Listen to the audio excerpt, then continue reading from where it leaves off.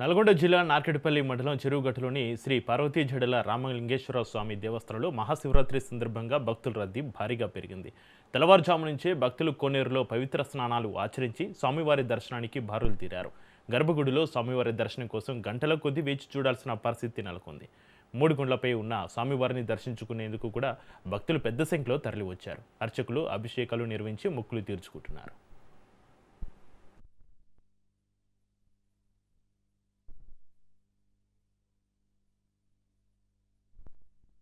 శ్రద్ధాశక్తులతో ఎవరైతే ఆ భగవంతుణ్ణి వేడుకుంటారో తప్పకుండా జడల రామలింగేశ్వర స్వామి అనుగ్రహం వాళ్ళకు కలుగుతుంది అని చెప్పేసి తెలుపుతూ, ఈ విశేషంగా వచ్చినటువంటి జనులందరికీ కూడా జడల రామలింగేశ్వర స్వామి ఆశీస్సులు తెలియజేస్తున్నాం.